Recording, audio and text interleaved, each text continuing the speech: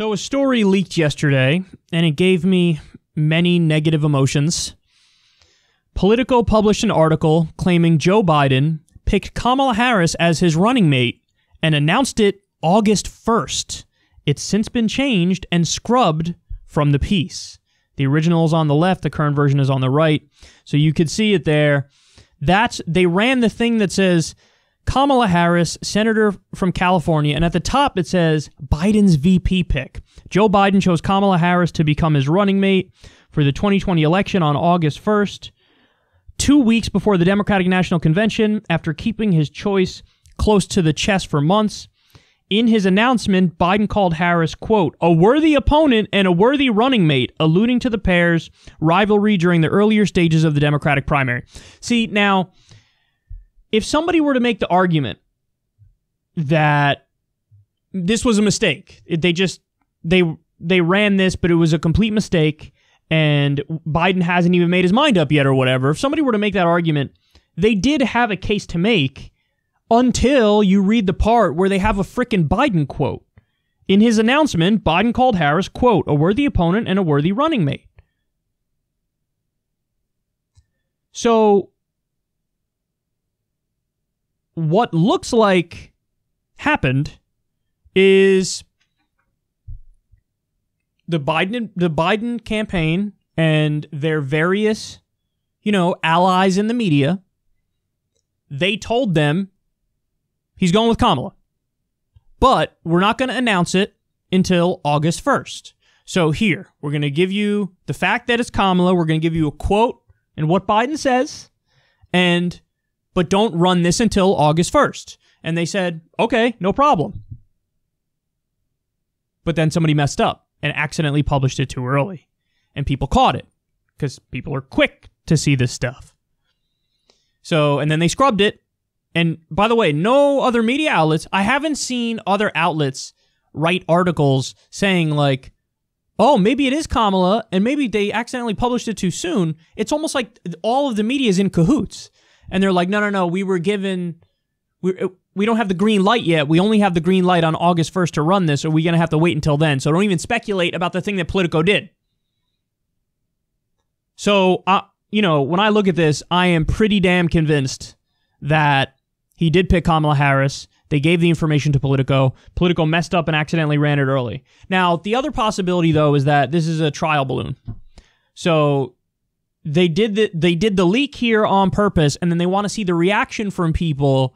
And then depending on if the reaction is positive or negative, then they'll react according to that. So if the reaction is overwhelmingly negative, they'll pick somebody else. If it's positive, they'll, go with her. That's possible. Are they that Machiavellian? Maybe, maybe not. I don't know. I tend to lean on the side of no. But it is possible they would do something like that. But I'm leaning towards believing it is Kamala and this just accidentally leaked early. And listen, man, I'm not going to lie to you guys. I was despondent last night. I was in a state of utter despair. As soon as I realized it's probably Kamala, the left just can't get a break. We just can't get a break. And make no mistake about it, the argument that the Biden team will make is that just the fact that Kamala is a black woman is the, olive branch to the left. The idea is like, oh, you're on the left, so obviously you guys care deeply about identity because that's what the left does, right? So you're going to be happy, right? Because it's a black woman. Yay, let's all celebrate. It's a black woman who was the top cop in California at a time when there are nationwide protests over police brutality. It's a black woman who laughed at the idea of legal marijuana in 2014. She laughed at the idea, mocked it. It's a black woman who wanted to lock up the parents of kids for truancy.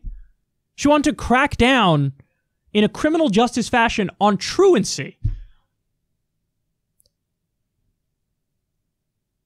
It's a black woman who made the focus of her campaign back when she was floundering in the polls and becoming completely irrelevant, on banning Donald Trump from Twitter.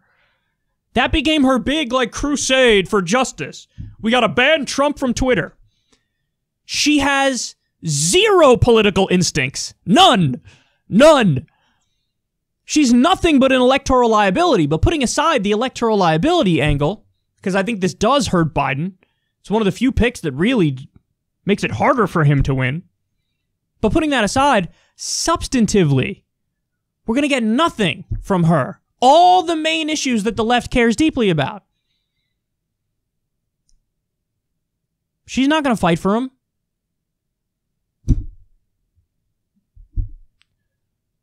We can't get a break. We can't get a break.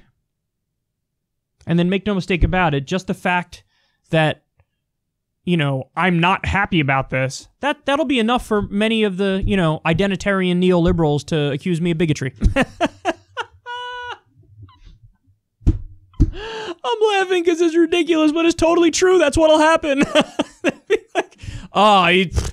She's a black woman. He's a white man. He's not excited. What other reason could there be?